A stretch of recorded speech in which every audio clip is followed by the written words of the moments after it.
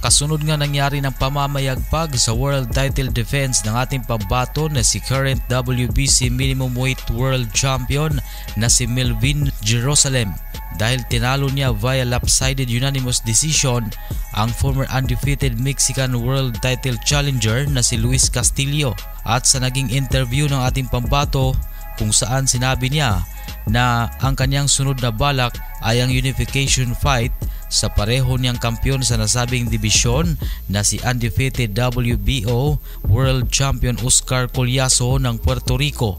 Kung maaalala ay hawak din dati ni Jerusalem ang WBO minimum weight world title belt matapos niyang talunin via second round technical knockout ang Japanese champion.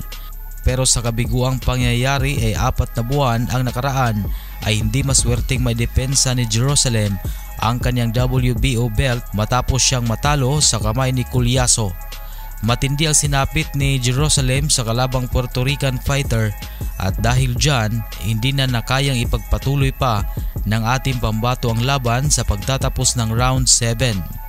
Masakit na pagsuko ang ginawa ng kampo ng ating pambato kung saan hawak ni Collazo hanggang sa kasalukuyan ang titulo na nasikwat niya kay Jerusalem. Ngunit sa ngayon ay parang handang-handa na si Jerusalem para bawiin ang nawalang titulo niya at napasakamay na ito ni Collazo. At kapag magtagumpay siyang mabawi ang titulo na kinuha sa kanya ay maging isang ganap na siyang unified world champion sa kanilang dibisyon.